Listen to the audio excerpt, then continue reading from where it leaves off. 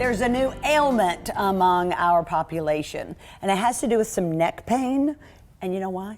It's because we're staring at our cell phones so often. It is a true diagnosable problem. Dr. Nick joins us this morning with more. No, you're not confessing, are you? Look, that's how I check myself. I'm like, how's it feeling? Like your neck is bothering you that much? I know, but I check. And sometimes I look around restaurants or tables Whitney, or situations, and everybody's doing this, and I think they're going to have some neck pain. It is one of the most destructive devices in our world today. I will go that far. Wow. Destructive in the sense it's destructive to social skills. It's destructive to focusing on tasks. It's destructive to just kind of enjoying what play is and boredom.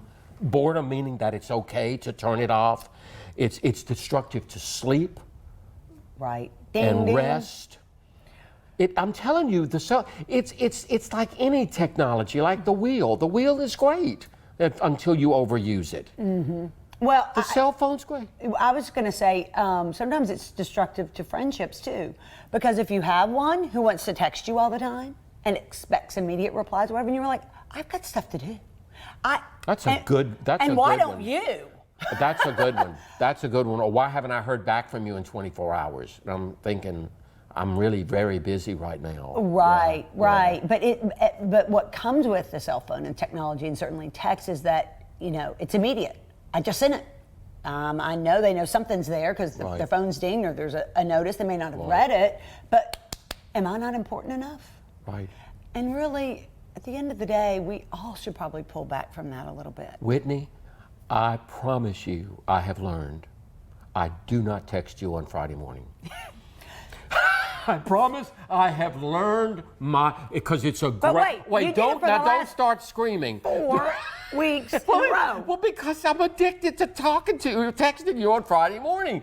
But the last one was great when you said, dude, it's Friday deadline. Let's get back to the topic. No, but it is the topic. Dude. It is the topic. And the other thing about cell phone is that when we do use it, particularly for texting, it need not be emotionally charged.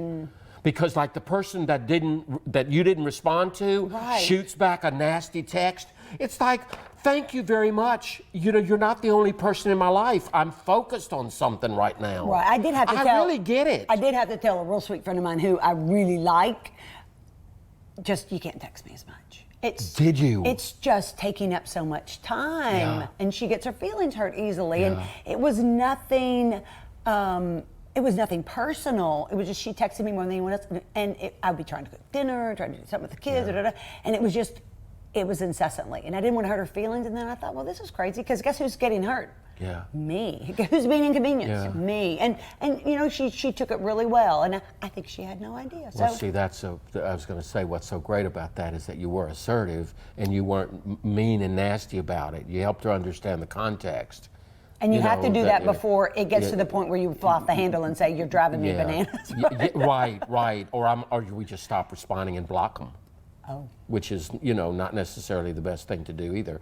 But Whitney, you raised a question that I have, and you and I have discussed this before.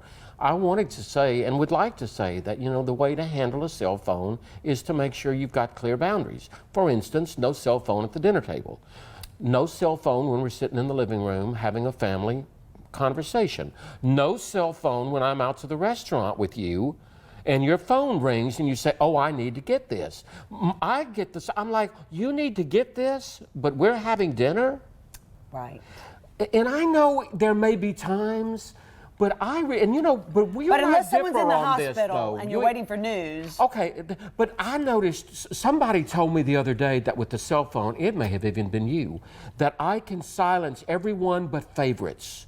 There's a way to keep favorites to where if it is my father or my mother or you, that I can leave it on at night. Because I turn mine off at night. And you're always like, how do you do that?